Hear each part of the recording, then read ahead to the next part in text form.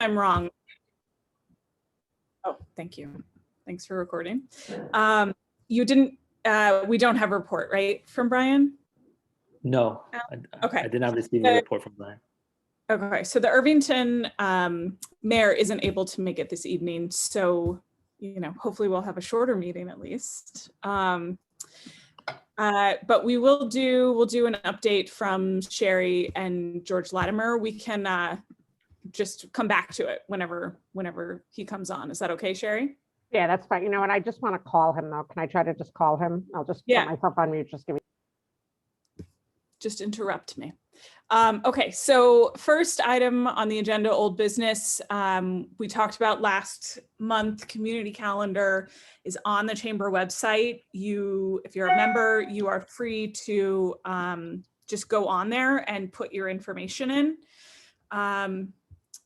Alan, do you want to, oh, he threw that in the chat there. So if you click on the link, you'll see it's you put your information in and you're, it's really up to you what goes on there. There's an approval on our end, which is basically just to say that like you're a member, because we're not letting anybody but members post. If the villages have an event or certain community organizations like the schools, certainly also. Okay, there's George. Are you there, George? Yeah, hi, George Latimer. I'm George Latimer. I'm in. Thanks. Welcome. Well, if you want to give your update, you're at the top of the agenda if you're ready. Sure. Well, I appreciate it. And of course, Sherry, who is the day-to-day liaison for you, will always have more to cover with you. Generally, I try to give you a general idea of COVID. Numbers continue to drop. At this stage of the game, we're encouraged. The number of infections in the county, active cases are down to a little above 1,000 cases. If that sounds like a lot, we were at a peak in August after the Delta variant of 2,800 cases. So we're down almost 2/3 from where we were at that point in time. Our hospitalization numbers are down under 40. And that usually shows the severity of the number of cases we have. That compares to the Delta variant peak of about 110. So 110 down to, I think, 38 it is.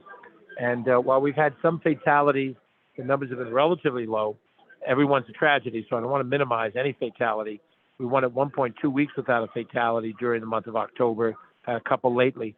But I guess the general gist of it is that whatever happened with the Delta variant has run its course, and we're coming back down to earth.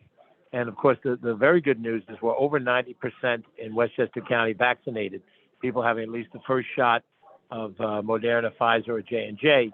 The second shot for most of those people will follow in a couple of weeks. And to be at 90% is really 91% almost is an impressive number. Now, as we've all followed in the news, the feds have authorized a booster shot for Moderna and for J&J to complement the authorized booster shot for Pfizer. So we'll have some work to do in getting all the booster shots out, because we'd have 750,000 people that were vaccinated already that need the booster shot. And then now they're authorizing as well for kids 5 to 11. That portion of the population has not been vaccinated at all. But as those vaccinations happen, we think that will put us in pretty good shape. And obviously we're going into, the busy time of the year for all of us. Halloween is at hand this weekend. Next month we have Thanksgiving, a couple of other, community events, Election Day, Veterans Day. And then, of course, the Christmas holiday season, which for anybody in the retail business is critical. And you want people to be out in the community feeling like they can be safe, aside from whatever protections we're taking. So we're reasonably optimistic. We're going to watch the numbers, but they have been coming down. And when the Delta variant came, everybody got concerned because people who were double vaxxed were getting the disease, but it was not a high percentage of people getting it. The vaccinations have really done a decent job for us. So we're hopeful that from a business standpoint, you'll have a better end of the year this year than you did last year, and that we're hopefully going to come out of it. We'll see what happens in terms of the numbers. Absent that, Sherry will give you the news on grants to the chambers and where we're going to go with grants to some of the businesses. But we really appreciate, what you and all the other, frankly, chambers do, because during the worst of this pandemic, you were there marketing and pushing and helping businesses continue to stay afloat. And we didn't keep them all, but we saved a lot that we would have lost if it wasn't for that effort. Thank you. Thank you. Do you have a minute just for a couple questions? Sure. I'm available. Any questions you have? I have one before I open it up is, as far as booster shots at the county center go, do you guys know how easy is it to get an appointment there? What is that process like now? Because it was, before it was when the shots first came out, it was difficult. Have you seen like a lot of people trying to get more boosters? Well, it's going to be a bit of a madhouse. First of all, we're going to be announcing what our specific plans are in a cohesive fashion, without just saying call here, go there. In the beginning of the vaccinating period time back in January, it was a madhouse because you had all of this demand. And even though we focused the last couple of months on the 10 or 15% of the people that didn't want to get vaccinated, we had a tremendous demand in the front end of the first 75, 80% of the population that wanted to be vaccinated. And we're going to go through that again with the boosters. The good news is it's a one-shot booster shot. And once you have it, there's not a second repeat visit, which made things more complicated. So I expect you'll have some public information about that. The authorization just came within the last few days. I think it was last Thursday night that we saw the vaccinations were available. We have the county center. We did not close that down. It's still a major vaccination location.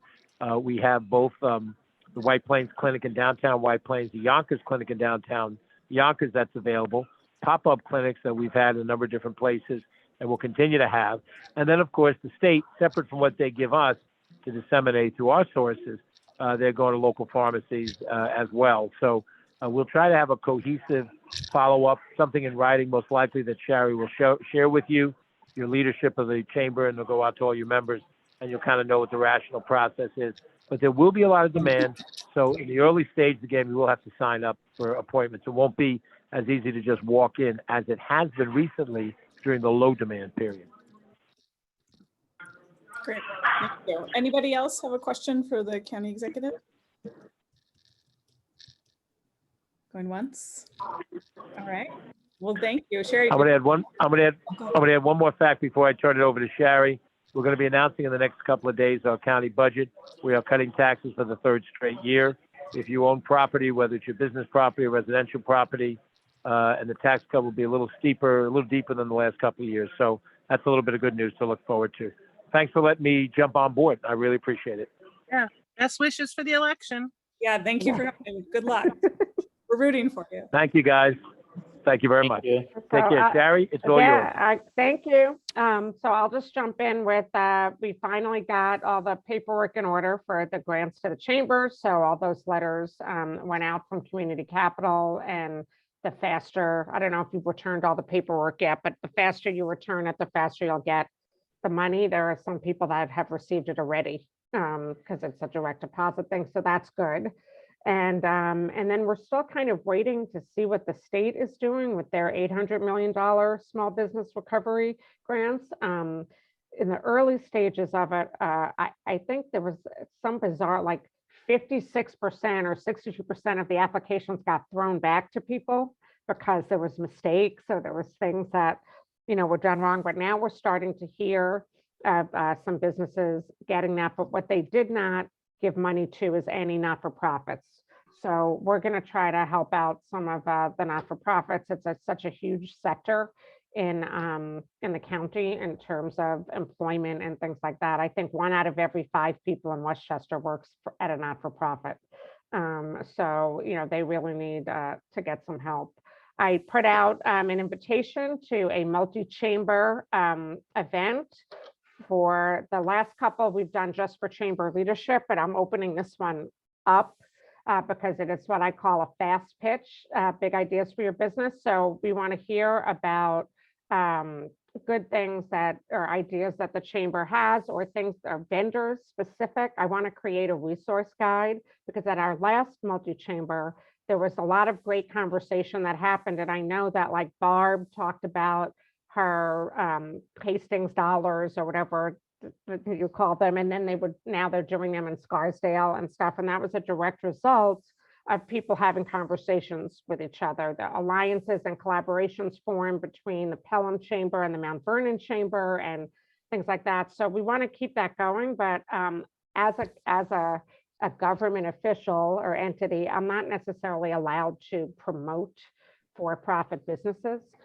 But I know that there are a lot of good things that are out there. So if you have a vendor or someone that you feel has really helped the chamber or your members, I mean, and maybe it's Jennifer, Holiday or whatever, but you could have her speak for the 2 minutes and give a pitch, and then we can create a resource guide, because odds are there's some chamber somewhere that did something that you're like, oh, we never thought of that, but who would I call to do that? And this way I want to be able to say this is the guy that you call to do that. So that's on November 23rd. So that's exciting. We've had 2 very successful job fairs, one for construction and one for hospitality. A couple of hundred people showed up to each. People got jobs that day. It's fantastic. So we're looking for other categories. One of the things that we're trying to do is a youth one for entry level kind of jobs, so internships as well as actual jobs, but getting people like out of high school and out of college, and apprenticeship programs and things like that. So we're hoping putting that together. We'll probably be doing one for the healthcare sector, a job fair for that. And then I, as a personal goal, am trying to think of a way to have a job fair for the disabilities community, which is a little more complicated because you can't necessarily have them going around from table to table, depending on what it is. So I'm trying to come up with a concept and attending a lot of webinars and talking to a lot of people about how to do that, because the unemployment rate in the disability community is like 80%. It's ridiculous. So, and as someone with a hidden disability, I'm very sensitive to that. So, and that's really, it is election time. So there's been like just a double whammy of work. So everyone please vote. That's my PSA. We're just listening to what people are telling us. And like I said, when he was on the call before from the Hudson Independent, what we're hearing is that the number one concern is we need people to work, and that we're having supply chain issues. We're doing a lot in the bioscience area, because that's like a real hot area. So if you know anybody who works in that, I think we're going to get ready to launch a new cohort of Launch 1000. So that's going well, but Launch 1000 started because people told us, oh, I have this great idea, but I don't know what to do. And then this concept. So any ideas that anybody has of something that the county can do in a way that the county can help, we're open to it, and we'll do what we can and try to help find you the resources. And I think that off the top of my head, that's it. This is like my 4th meeting today, so I'm just, it's like dating. Like I can't remember who I told what to. So hopefully that covers everything. But I'm going to put my contact information in the chat, and I'm always available to anybody ever. And I had such a great time at the women's social, so I'm not going to talk about that, but it was totally fun, and those events have been fantastic. So thank you. Great, thank you, Sherry. Anybody have any questions for Sherry? A quick comment. First of all, thanks for that shout out, Sherry. Second of all, I love that you're doing accessibility jobs fair. It's huge. And I definitely think that for everybody in the chamber who is running a program or planning a program needs to really think about accessibility issues when we're doing that. It really is a massive thing. And I don't know if there's a way we can coordinate, maybe Sherry, with you for perhaps some guidance as to how to run programs like that. Yeah, I actually I'm one of the liaisons to the Disability Advisory Council, and so we're working with like the Westchester Employment Network and things like that. So I'm trying to bring in, because everybody seems to be an expert in their one thing. You know what I mean? Like there's a lot of one disability. Right, exactly. And there's a lot of people that can tell you the statistics on the disability community, but then it's very hard to find the solution to that. So it's one thing to go into a company that's hiring and do something with their HR people and whatever. It's another thing to try to make all businesses realize that there's opportunity here to hire people, and the quote accommodations that you might have to make really aren't necessarily as complicated or arduous, and you'll get an employee that is dedicated and loyal. And I just went to a luncheon with the Nicholas Center and Spectrum Designs, who work with people on the spectrum. And so they live in the house and then they work in the design company and a bakery and stuff. So it's this incredible concept that started in Long Island and now they're in Pleasantville. So I'm going to go visit them with we have a phenomenal Office of Disabilities at the county. So if you wanted to have a speaker come to one of the meetings to talk about that, then I'd be happy to help arrange that. And I want to see what we can do, because I think that they've dealt with more of the baseline issues, transportation. That's how paratransit started in the county, and dealing with things to make sure the sidewalks are okay, and things have ramps, but it's not necessarily about, okay, how do we get more people employed, and where are the opportunities? And it is a complicated thing, and I'm certainly not going to solve this, but I am trying to talk to as many people as I can, and I will bring you all the information that I have and it's available. Also, the flip side, by the way, 1 in every 4 people in the United States has a disability, and the discretionary income is millions and millions and millions of dollars. So in terms of customer base and client base too, I think that both hiring and as customers, we need to be aware of the fact that we really should be making sure that we get everybody in the target market and also as employees. 100%. I'm sure you're already working with them, but in case you're not, I strongly recommend reaching out to Deborah Bornstein at the ARC Westchester. Pennylick is bringing on in both of its companies folks with developmental disabilities that are being placed with us through the ARC in the next few months, and I highly recommend their job placement services. Yeah, I know that Evan Latiner works with them. He's the head of our Office for Disabilities, and he's a Dobbs Ferry guy. So he's right here too. And that's great to hear. And I'm going to follow up with you on that probably, because maybe we will have you come speak to the Disabilities Council and stuff and talk about it. That's wonderful. Thank you.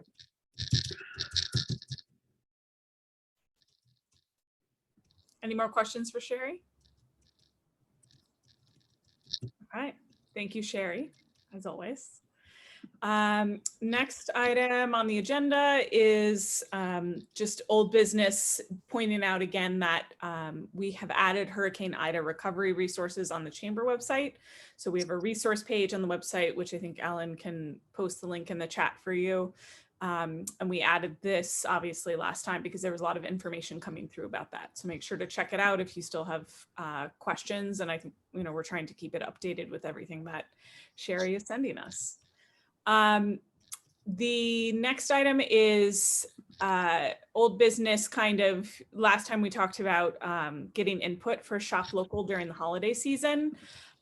We're having kind of these weekly staff meetings between me and Alan and Fabian and Nick, and have narrowed down on a couple of ideas that are, somewhat easily executable, but at least get some interest out there in shopping local.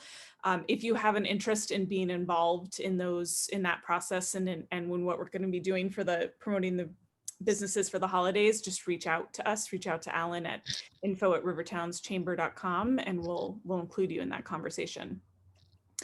The last old business item is just the county grant. We announced last time that we had just found out that we had gotten the grant, and we just got the paperwork, like Sherry said, and Dina and I will be going through all of that tomorrow and getting everything signed, and then taking a look at our budget and figuring out, how, what this money is going to be applied to, what this means for the end of the year, what it might mean going into next year. So we'll probably have like a board budget update before the full chamber, but definitely in December at our December meeting, we'll do kind of the end of the year, letting you guys know, what we've spent and where we're at budget wise with the chamber. Any questions about any of those old business items before I move on? No? Okay. New business email sign up and membership referral program, where the membership committee is still working very hard on getting these two very separate programs out there, but they seem similar because they both have a QR code attached to them. So for recruitment, we've created this basically a business card, where if someone's going into a business or they have a neighbor business and they want to invite them to join, they can just join from their phone with the QR code. I am writing a letter that will just be very top level, convincing you why you should join the chamber, that people could take around to businesses. And the membership committee is going to be working on taking this around to businesses. We're really interested in getting more brick and mortars as members of the chamber. But any member can do it. We have a referral incentive where the chamber has purchased some gift certificates from local businesses. If you get another business to join, both you and the person that joined, has a $25 gift card to one of these local businesses. So it's just a fun little perk and incentive. We have the same thing for the email sign up. We have some gift certificates that we purchased. And just to recap what that is that we're trying to develop our chamber email list with more consumers. So right now it's mostly people that are either businesses or people interested in the business of the chamber. And we're trying to develop the list more so that members can promote things that they're doing to this email list. So we're in the phase of just developing that list, getting people to sign up. So there's a flyer with a QR code. You can put it in your business. You can put it, you can send it in an email. You can share the post on social media. I've done all of that at Harper's, and we're gonna send out kind of like an example MailChimp shortly recapping this, like, hey, please share this information with your customers and get them to sign up so that we can kind of cross promote everyone's business. So the incentive with that is that if you sign up for this email list, and we can kind of track after a certain date how many people, who exactly signs up, we're going to do a random, pull of some names from there. And we'll be giving people gift certificates for signing up just for the email list. So that's the incentive that's going on there.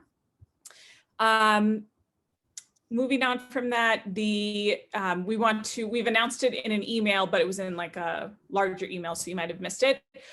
We're having our first in-person chamber event since before March 2020. We've held off for a long time, but we decided that we would like to just have a very casual get together and network. People, are looking to get together and network. And somewhat of a fundraiser. It's a very small amount of each ticket that's going to go to the chamber, and there's sponsorships available. But we're hoping to kind of just have an open place outdoors where everybody can just mingle and see each other in person, because it's been a very long time. It's scheduled for Tuesday, November 9th, 5 o'clock at Maud's Tavern in Hastings. She's got a really great deck on the side that we're going to be at. Hopefully the weather holds out. If not, we have a rain date for the following Tuesday. So Alan put the link in the chat. We're limited on the number of people that can attend. We are allowing non-members. So, if you know somebody that may want to join, or it's also a fundraising event. So if there are people in the community who maybe just kind of want to come hang out and network, they're absolutely welcome as well. And we're limited to probably, after kind of staff and sponsors, we'll probably only have about 40 spaces for members or non-members to purchase tickets. So make sure you buy one if you really want to attend. Any questions so far for me on either of those? No. Moving on to third new business item is that we have coming up board and chair positions for 2022. So in our bylaws, the positions have a certain time frame kind of assigned to them, but obviously, this is not normal times, and we recognize that, some people may not be able to continue their commitment. So we're in the process of figuring out which positions are open, and we'll make an announcement about that. But if you are interested in becoming more involved in the chamber, now is the time to let us know, and we'll have a conversation about, what position might work for you. 2020 dues, be on the lookout. We're going to get a little bit of a head start from last year and try to get those invoices out actually before the end of the year, so that we can, collect them near the beginning of the year next year and kind of move on from that process a little bit earlier than we did this year. So again, look out for your invoices sometime in the next couple of months, November or December. Next on the agenda is updates and news from the board. Other than everything that I've talked about, I don't have any more update. And I don't think Dina is on here for treasurer, but Michelle, yes. Michelle, this is Pam. I just tried to sign on for the event at Mods, and it's saying two things, $50 or $60 Mhm. or $10. Well, so chamber member is 50 and Okay, non-chamber is 60. I just clicked on it. I don't see the $10. and the $10 is in the description of the event. It says that a portion of $10 portion will go to the chamber. Okay. Oh, so this will include That amount of, refreshment, food or refreshments, that kind of thing. yep. Mhm. Okay, that wasn't clear. You would be the chamber member. Any other Okay. questions? No? Okay. Moving, let's see. So treasurer, what I was going to say about that is that, you know, her update would have just been kind of about the grant and where we're at with that. The next person up, we have committees, membership. Do you have anything from Alan, from Fabian that you want to? I did not receive anything from Fabian. Okay, so I could say, like I already talked about their two really big initiatives that they're doing right now. Again, the TikTok thing, we thought we had someone again, and it didn't work out. We're now looking into maybe trying to, she's looking into some influencers locally, maybe that could do like a very short-term campaign that's maybe geared more towards the holidays, since we're approaching the holidays, and trying out the TikTok, Instagram Reel program with that. So, you know, if she finds someone, hopefully we'll have some news soon about that. Can I just Minority, ask a question about that? Are you looking for someone who already like is an influencer, or someone who to just do the social media to get more traction, you know? so the chamber has a social media person, but Uh-huh. the TikTok program was originally getting someone, and our social media person is remote, getting somebody out there to businesses and actually filming the videos and Got it. splicing it together in real time. Okay. And from there, our social media person would make sure it gets, you know, promoted in the right channels, and we would get it to the business, and the business could Mhm. promote it. You know, originally we were looking for a Mercy College student, and we had a couple of leads there as Uh-huh. well, because we thought this would be a good side gig. You know, a certain number of businesses, they would show up and video it and splice it together, and then, you know, Because there- one of the other things you could try, and this may not be appropriate, but you know, Dobbs Ferry High School has an IB film program. And I know, like my son, when he was in it, he actually made the training video for the Westchester County Police Academy, or whatever, like that was his project. So like there's probably kids in the high school. that could do it. Yeah. Yeah. We, I think that there was some connection happening with the schools too, and that didn't flesh out, but that might be something to think about, specifically like a film program at the high Mhm. school that we could reach out to. What was I gonna say? I thought there maybe was, I think that was it for TikTok. So anyways, if you have any, what we're thinking for the Instagram influencer person is that sometimes these influencers do like to take projects on the side. Like that's part of their business plan, is that they do photography and like social media promotion for people on the side. So we're searching out a couple of those ideas. A friend of mine is doing that now for the Larchmont Chamber. Oh, really? So, yeah, so she like has this really cool, she's a good photographer and a personal chef, and she's always like taking pictures of food. And so they just hired her to do their shop local Okay. stuff. So So we're I'm happy to give you her information too if you Yeah, want. that'd be great. So we're not Okay. totally off base with that. I mean, it's definitely going to be more expensive because we're talking more like a professional, and we obviously would then maybe hand off more of the content development to them, as opposed to like really, you know, in-house the membership, you know, team trying to like direct that and get, you know, this intern to do specifically what we want to do, which would be nice. It just means spending, you know, a little bit more money, but we'll see what it flushes out to. Let's see. So minority owned business, I don't think we have a report from them. Am I correct? No report. Yeah. Tourism, same thing. Mhm. Women in business, I know we do have a recap of the event. Take it away. We had a really fun and interesting event with Kendra Porter, thanks Shari, where she really worked through, I think we had what, like 16 or 18 people attend. And she talked about how to come to discuss your journey stories, not your elevator pitches, but your journey stories, and then how to present them to media for interviews and things like that. In addition to a women's only thing, how to fit bras properly, you know, yada, yada, yada, as they would say in Seinfeld. And it was really fun. And we also had great networking. One of the things I really want to do is have breakout rooms each time, because then we get to know each other on a personal networking basis. And those relationships can continue outside of the women in business committees. I had a committee meeting last week. I think I may have 10 people in my committee.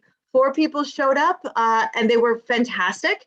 We have all of our programs planned, I believe, through 2022.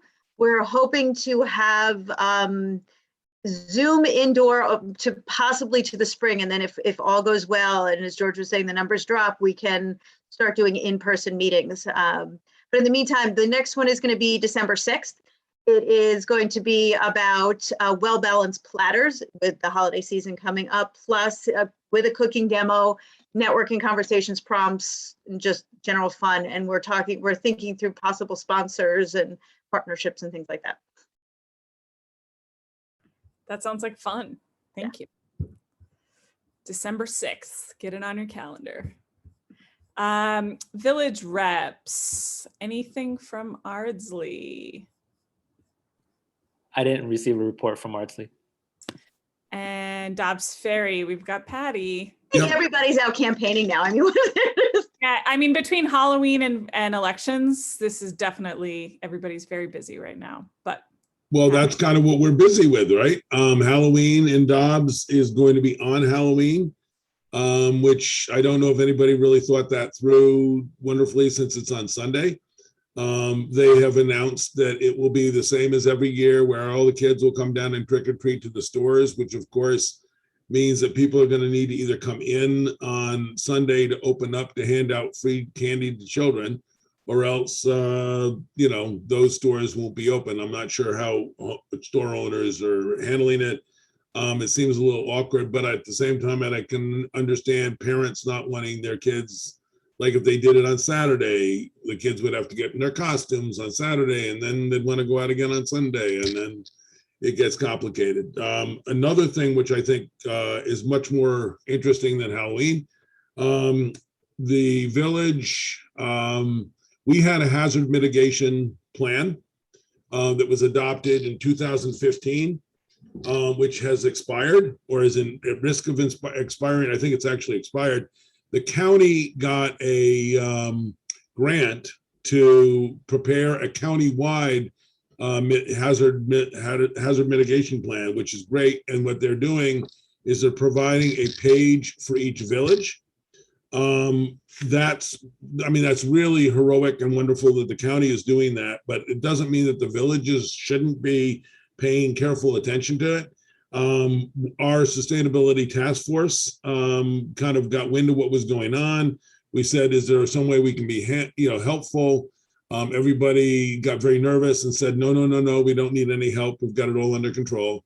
But of course, then when we started asking questions, it seemed like nobody actually knew who was doing what for the villages side of it. So we put something together.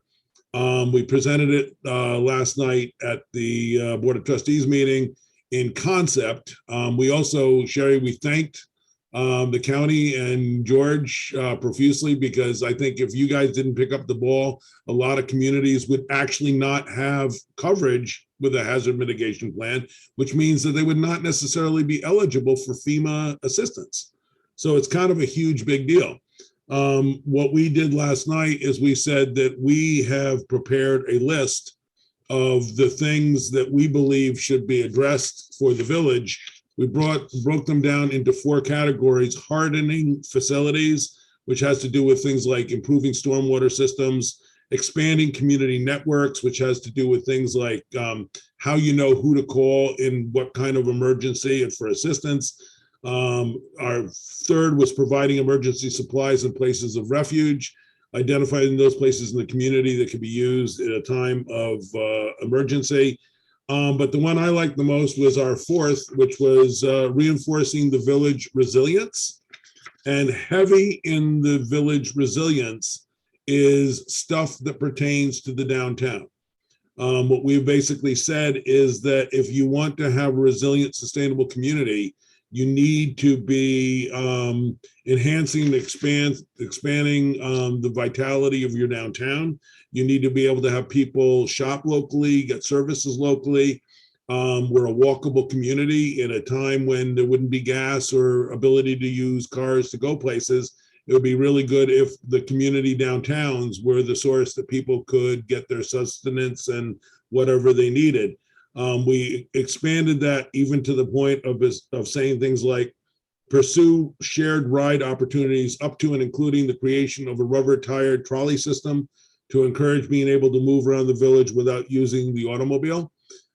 So what we're trying to do is truly a deal with what you really want in a hazard mitigation plan, which is a workaround to the answer that we can't do that because we don't have the funds for it, where everything seems elective, as opposed to we can get these things done because they actually make a lot of sense of making the municipality more resilient. One of the ones that I think a lot of people in Dobbs would think is pretty interesting. I'm trying to see where I actually have it. But we cite one of the things that would make us more, less vulnerable to storm events, particularly ice storms, windstorms, and things like that, is to put the wires underground. And I've actually provided examples of communities where the need to do that to protect the, being able to have electricity reach buildings is something that FEMA has funding for. So when we get the, Michelle, I think you and I remember getting very quick answers from a previous person who was kind of trying to handle this stuff, who said, there's no way we'd ever be able to get it done because it's too expensive. Maybe if FEMA was picking up part of it so that we could put the wires underground so that they wouldn't be at risk, we could accomplish a lot of things, including, better sidewalks and street trees and everything else that would really make Dobbs Ferry's downtown a better place. If any other communities want to get a copy of what we put together, we would certainly share that with them too. I have a question for you, Patty, that I feel like you'd be the person to know, is that, so Dobbs is talking about doing the sidewalks next year, but we know obviously the wires has been something that's being discussed. Also, there's always been the question of Con Ed needing to, is it Con Ed or what, like certain utilities needing to be replaced that's been put off in downtown, right? How are those three, are they going to come together? Or are we just going to replace those sidewalks next year and then tear them up again? Well, I think everyone realizes there's no risk of them being torn up again because we're never going to bury the wire. So it's like, you don't have to worry about these things having a conflict because we're not going to actually accomplish anything. I would prefer to think of it in a different way, which is exactly as you're laying out. Wouldn't it be smarter? I think we started talking about this when they were talking about digging up the streets for the gas mains. If you're going to dig up the streets for the gas mains, why don't you at the very least put in the conduit that would be necessary that you could later run the wires underground without excavating the street? George Palmer, who's the consulting engineer to the village on this, actually the engineer who prepared the work, did hear enough of what we've said that he has contacted the not Con Ed, but all the other wires, which are actually probably 2/3 of the wires that are in the downtown and the lower ones that more affect the trees. His plans include providing at least the conduit at every building so that those wires could be put below the sidewalk before they're built. So that's a good start with it. But I'm going to risk this. I think this is supposed to be a secret. Con Ed doesn't want people to know about this because it compromises what they're trying to do. If I'm a municipality and I go to Con Ed and I say, listen, we really want to put our wires underground. We're willing to contribute something to it, but we obviously can't pay the whole big thing of it. Con Ed has to say no. They cannot say yes.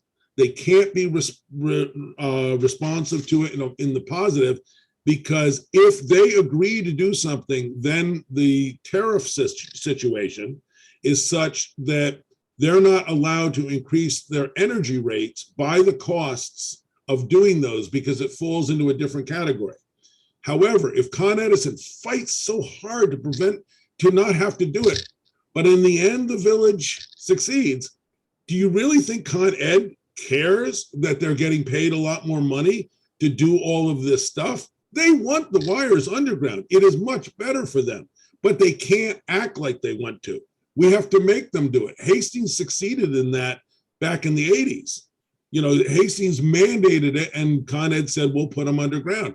Dobbs Ferry tried to do the same thing, not understanding the nuance. So they said, we want our wires underground too. And Con Ed said, no, we're not going to do that. You'd have to pay for it. And Dobbs said, well, can't do that.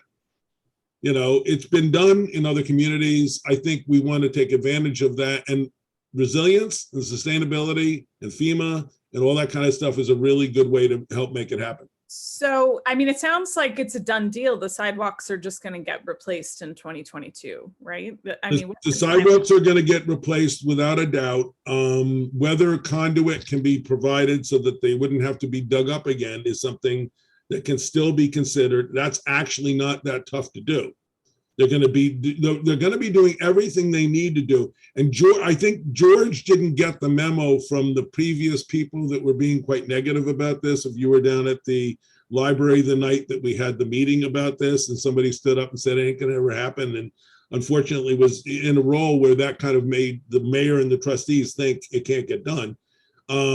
George responded much more in the kinds of experiences he has had working with Con Ed. His numbers were much, much lower than what we had been being told in terms of what the cost of all that would actually be. And he made it clear that putting the conduit in was a relatively simple thing to do, although there would have to be some coordination with Con Ed. One of the trustees said, well, the problem we've been told is that it's going to be incredibly expensive, to the tune of $10,000 to $15,000 for every building, to switch over their system from an overhead to a lower. George said, well, right now what happens, it comes in overhead down to the meter, and then it goes into the building. All we'll do is bring the conduit up next to the meter, so the wire would come to that same meter and go into the building. There's not this $15,000 charge. Now, where that number originally came in, because I remember being part of creating an awareness of some costs, were the number of buildings whose electrical services were not at all compliant with what the current requirements are. So that if Con Ed was coming and saying, we're going to hook up this new service to you, they would then have to bring their buildings into compliance with current code, which really is not that bad an idea. If you think about what can happen when you have 60, 70, 80-year-old electrical systems, that some building super was the guy who kind of jerry-rigged this wire to stick into there so that this guy could get power and maybe circumvent something. I think we want to do that. And of course, we as the chamber could be very supportive of the village seeking grants that would help building owners upgrade their buildings. There's the Main Street programs. And one of the things they love is when you do things like make buildings safer for people. So this is all doable. We just would have to be able to withstand, and some of us are very able to do this, although it doesn't do us much good, withstand being told no a lot. And just act like no is one word, and I understand it, but it's not the word I'm going to use. So let's say yes, and just keep going until a mayor recently said the problem with me is I never know how to accept the word no. Okay, so Sherry, when do you take office? I think it's December. I'm not sure. Yes. Yeah, this is the article, Dobbs Ferry is the village that's featured in the New York Times this Sunday. So, I put the article up on Facebook, but but I was reading some of the comments that people wrote, and someone was like, oh, it looks very charming, but what's with all those wires? Don't they know that they could bury the wires? Yeah, And You need to this is one of the screenshot that. first conversations that I had when I took this job, was at a Rivertrans Chamber meeting at HUDCO, where George Latimer was there, and someone asked about burying the wires, and he talked about the experience he had with Mamaroneck, and that's what they were like, we can't do it, and the chamber got involved, and then they wound up getting grants, and they wound up, finding the funds and doing whatever, and it's not easy, but it doesn't mean it can't be done. So yeah, I think this is a very real issue, and I'll get my hands on the budget and Well, I think that's probably one of the topics. The other, because we did have the Downtown Improvement Committee invited, I said earlier, business owners to come to Double Days. And the other thing that came up as a priority is creating a position like, and she's on this call, like Barb's. yeah. Where there's all these great ideas, but unless you have somebody that the village employs to prioritize, I completely agree with you. like together to say, like, this is important and this is what we're going to do. I have said this aloud many a time to many people, both when I've been knocking on doors and people who are already on the village board. So, I'm one person. I don't think I'm going to set the world on fire or anything, but I do think that we have a neighbor right next door that we can point to, that the work that Barb has done. And part of it is her, and part of it is that they actually created the position to allow her Yep. to do that. And so it shows that there is a priority being put on, I mean, because I really think that Dobbs and Hastings, if you just walk down the street, it's night and day, real. And I love Dobbs Ferry, I really do, and so it's not, but there's opportunities that aren't being taken advantage of. And it's one of the reasons that I'm pro dispensary too, because I just think that there's opportunities for economic development. But you really, the fact that Hastings has Barb is such a huge thing. It can't be discounted. It was literally like, it was one thing and now it's another thing. And so Barb, you've done a great job, but it was also the vision of having Hastings saying, we're gonna invest in this because our downtown's important to us. And I that's one of the reasons I'm running, really, Yeah. because I think that that's a key thing, and we need our own Barb. So there you go. Yeah, well, you're running with someone who I think is going to be very kindred to everything that you're saying.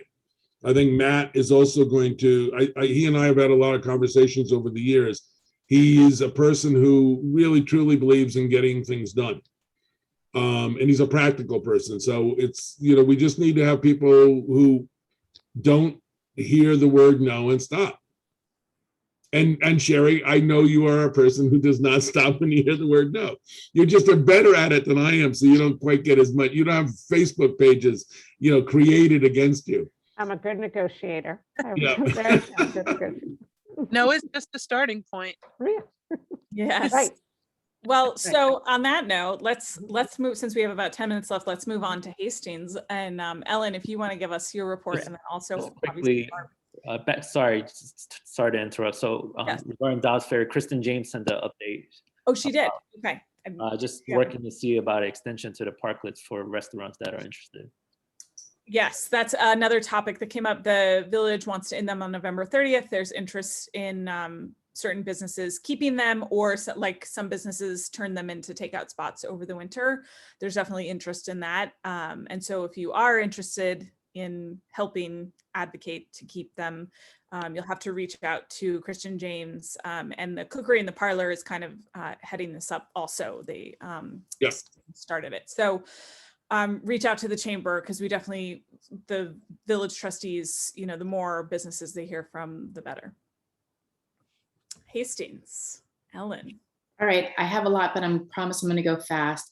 The Hastings Safety Committee proposed some ideas to the Hastings Board of Trustees, and some are going through in our downtown. We will have more crosswalks. There are going to be more traffic studies. I actually don't have the list in front of me of everything that they approved and everything they're still considering, but I can say off the top of my head that Maple Avenue at Spring is finally getting a very long overdue crosswalk.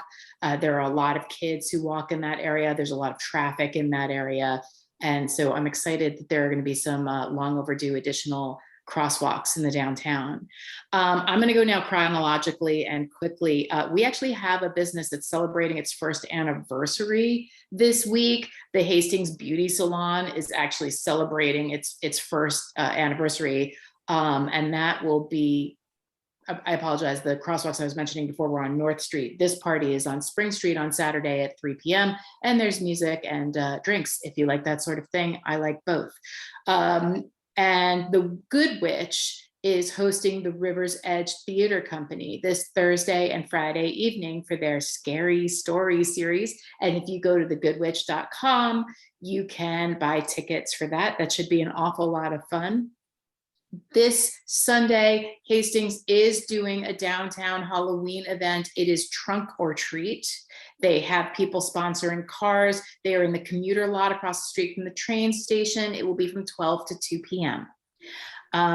Also ending this Sunday is the annual photo competition. The village government hosts a photo competition every year for the cover of next year's calendar, and submissions have to be handed in by this Sunday. If you go to hastingsgov.org, you can find out information and give them your prettiest iPhone photo.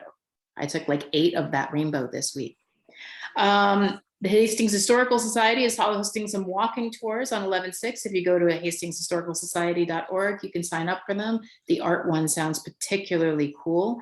Family to Family, a local charitable organization here, is hosting its annual turkey drive. You can buy turkeys online. It's a $30 donation because turkeys have gone up in price this year. family-to-family.org. You can make those donations there.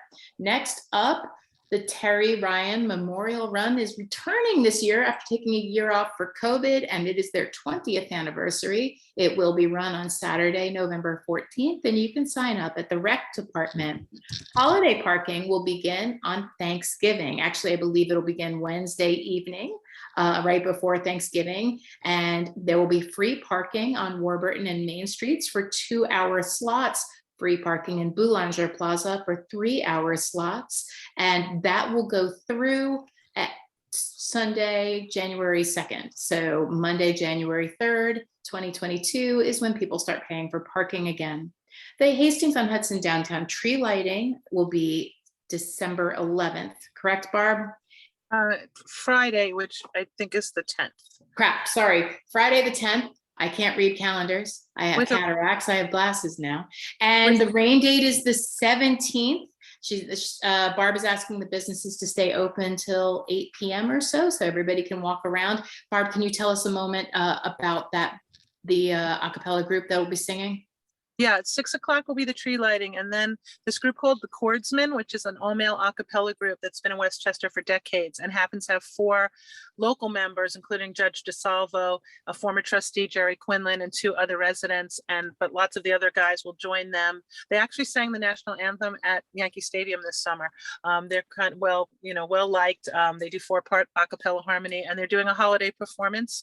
They're not charging us, by the way, which is really lovely of them, and it'll be free to the public. It'll be right after the tree lighting. And since that's in the center of town, we're going to call it like a holiday stroll, like come downtown, see the tree getting lit, hear this a cappella holiday performance, and then do some holiday shopping. And, I'm going to encourage the business owners, add like a special, event to their store, that if they want to give out eggnog or they want to do anything that they want to add to the festivities at their own shop, we'll promote for them.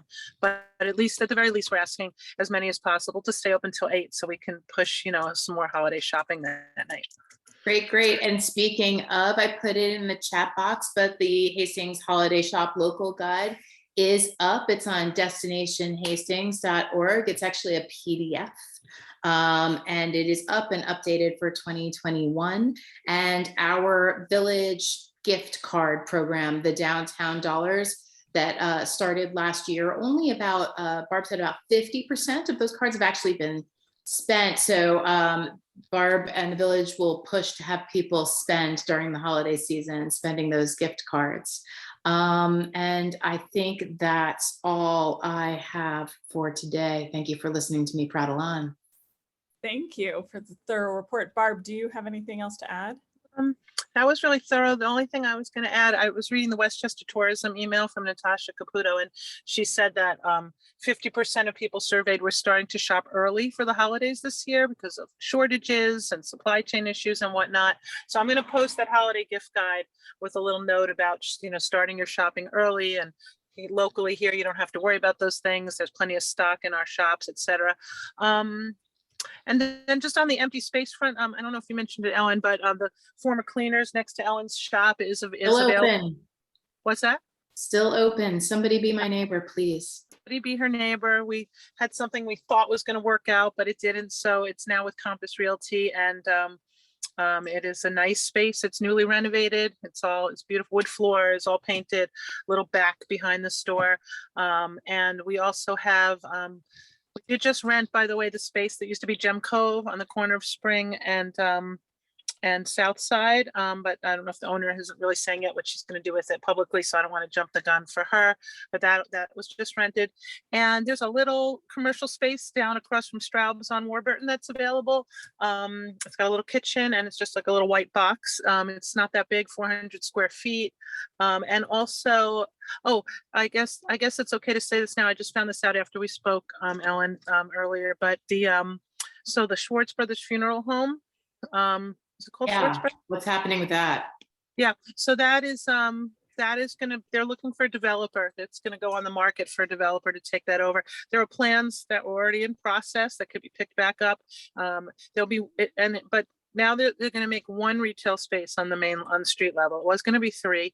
The new plan is to have 1, and I think it's something like 1,900 square feet, and it has a patio in the back that goes out into the Chase lot. At least, that's the plan for it. So that space isn't available until a developer takes over the project, but it's just something to know about down the road. Oh, and also the Sterling Bank next to the VFW. The owner is going to probably split that space into 2. I believe the lawyer, Joe Locasio, who's upstairs, is moving downstairs, I'm told, but the other space will be available. So figure half the space of that bank for a retail space is. They did already build a second door. They built a second entrance for it. Right. Do you have any news on the old Hastings house, that thing that's been empty since I moved here in 2008? Yeah, well, the last time I spoke to Dwayne, he said that he was still working on the funding for the project. It is not on the market officially, but everything has a price, I'm sure, and that was said to me. But nevertheless, he's still trying to make that project happen. I have no further update. He doesn't give me more detail than that. And the old karate studio, the owners, they were out of the country for quite a while during COVID. They were thinking of renting it for many, many thousands of dollars, and they haven't been able to. So they're probably going to put in their own showroom. He's a general contractor, like a kitchen showroom in that space. Oh, there's one other new business. I just had the card. It's called TED. I met them on the River Arts studio tour. It's called Ted and Noon, and it's on Main Street in the building where Velo and Bauer Optical is, right across from the community center.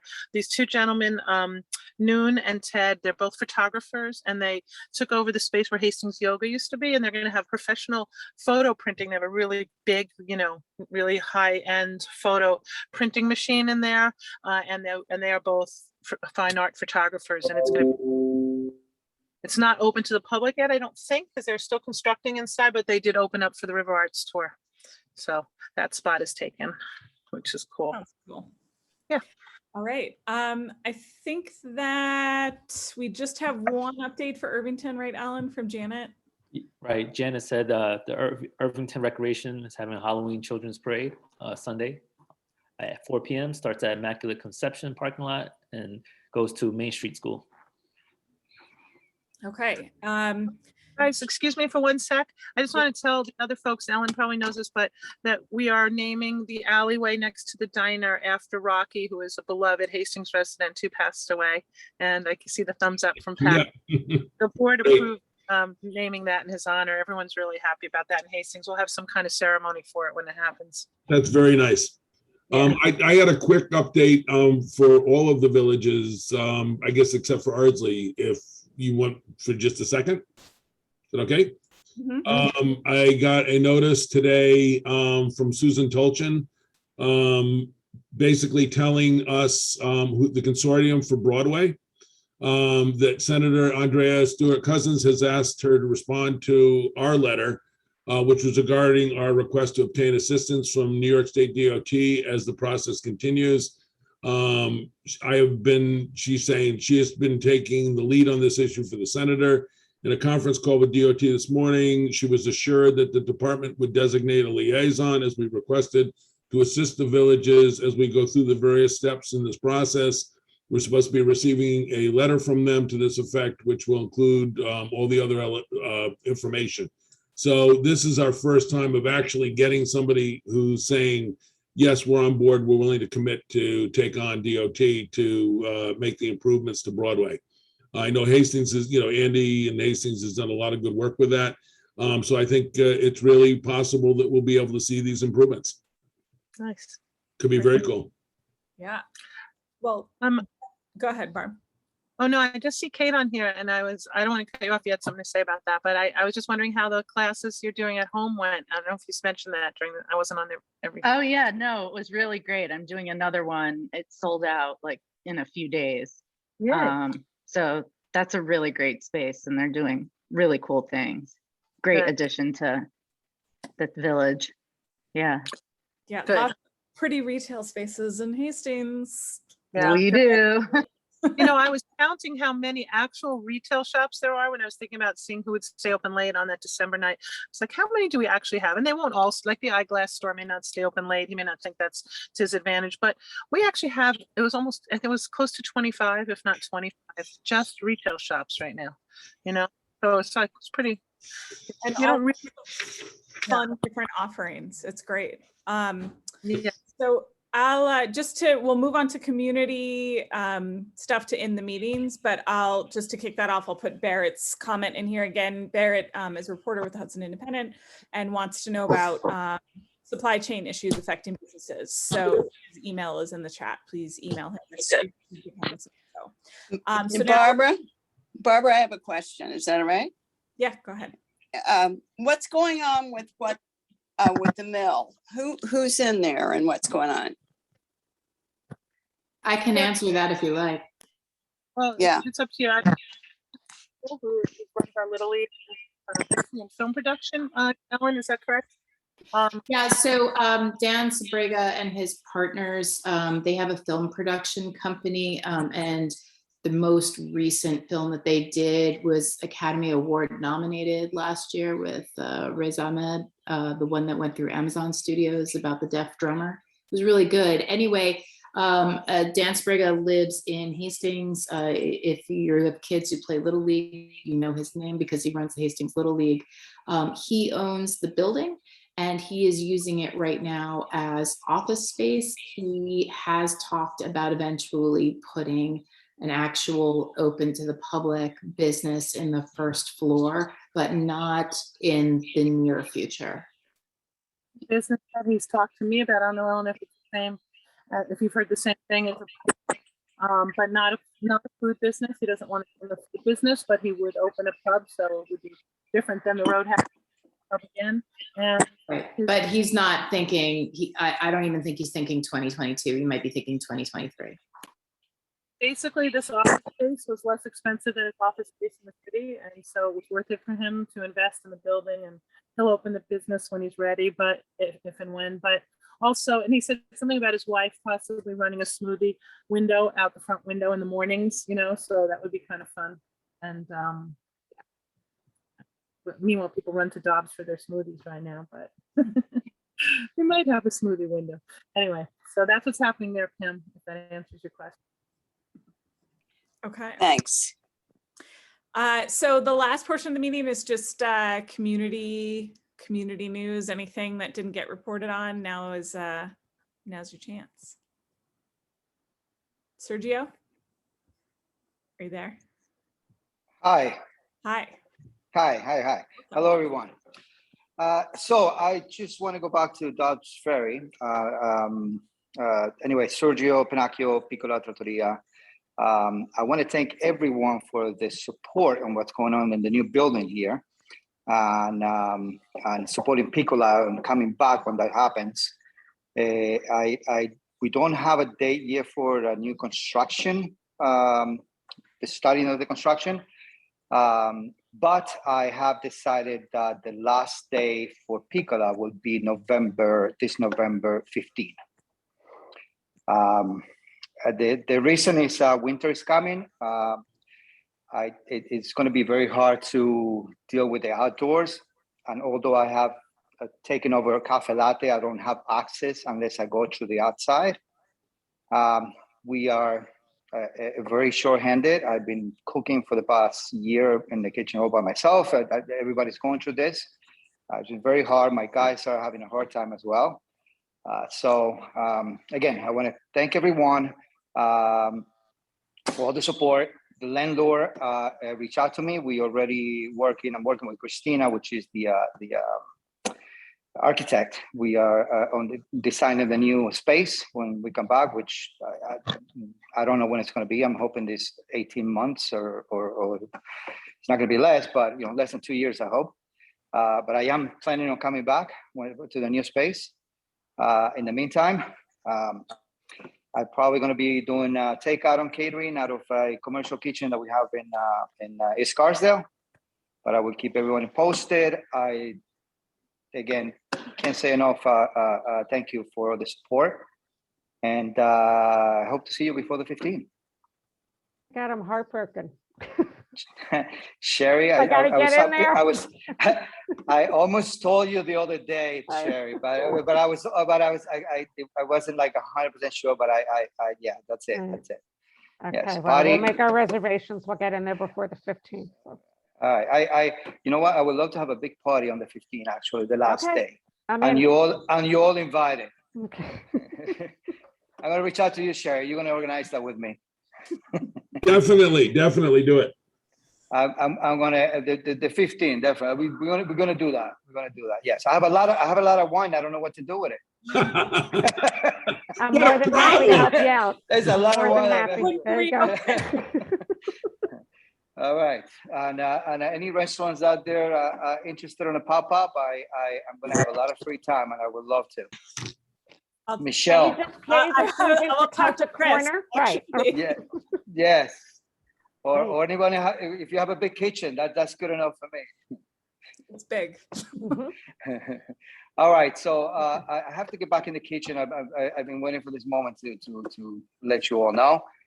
Again, I hope to see you all, and I'm definitely going to do something on the 15th. I will keep you all posted. Excellent. And thank you so much. Okay, we love you. Again. Thank you for letting me know, Sergio. Thank you. Talk to you All later. right. So sad. Yes. So that building is still just hanging in limbo, huh? From what we understand is that he is planning to go ahead. It's been very quiet. It's obviously taken them a long time to get from approvals to this, but without casting aspersions on the way things work in Dobbs, I don't know if the trustees and building department are aware of how hard it is once you get the approvals with all the things that they load you up with having to do and all the things, the checks you have to write to even just pull the permit. For example, if you were going to build a building with say 8 residential units in it, to get the permit, you have to write a check for $80,000 for $10,000 per apartment that you're creating. That would make sense to me maybe when I'm getting the C of O, but I have to finance the $80,000 through the course of construction just to do it. So the cost for, I forget, I said 8, I mean, they're like 20 units or something. So, there's a lot of effort that goes into satisfying those things. And I don't know that the village is really aware of the challenges that they're imposing. They say they want vibrant businesses to open up. They say they want people to come and do things in Dobbs. The other villages, perhaps I think, Hastings has their act together very well. Irvington can be very challenging too. It's like they're looking for what they can throw at you that you have to do. instead of making it as streamlined and as easy as practical as possible. They cite that it's for public safety, but most of the time what we find is we're spending a couple of months going through why their interpretation of the code is inaccurate. And when we finally get to a point of checking with the state agrees that they're inaccurate. So when I ask why they're doing that, I'm told because it's in the public interest. I don't think so. Does not surprise me. I know, you've been there. It's not in building. I mean, it just Yeah, sounds. but local elections sounds very matter, right? Other things that I've experienced there. So- Actually, Michelle, I should tell you sometime about what we got away with when we did Mimosa. I mean, it really, I mean, it's Long why, time it's But why. most of it's pre-Harper's. That was Right. before Harper's. for So me. we renovated what had been Dick's Cabin, and we found really great workarounds, and it succeeded. But it succeeded because the building inspector at that time was very aligned with the need to do two things: to make the important improvements to the building, and to maintain a vibrant downtown with active businesses. So because he had that philosophical approach, we were able to, we had to go through a lot of hoops, but they were all hoops that led us in the direction that made it work. And, you know, your bathrooms were actually a shed that I said, what's the difference if it's a shed or if you're counting it as site coverage, it's a building. So why can't we just, you know, replace it with something that can be the bathrooms? He agreed. All right. Well, on that positive note. It is. We can bring that back. Yes. Well, yeah. And if there's anything, is there anything else? Anybody, community news, anything we missed that we want to get on the record? Going once, twice? Okay. So then I will adjourn the meeting at 8:15. Our next meeting is very soon. It's actually November 17th because of Thanksgiving. So we'll see you back here in a couple of weeks. Don't forget to register for the event at Mod so we can see each other in person. There'll Don't be forget to heaters. vote. It's chilly. And don't forget to vote. Right, don't forget to And vote. which mayor will be in the next meeting? Is that Nikki's turn? No, it's Dobbs Ferry. Okay. Okay. And yes, we'll vote. Okay. Dobbs. Bye, Sergio. Thank you, guys. See you, Sergio. Take care, Bye. everyone.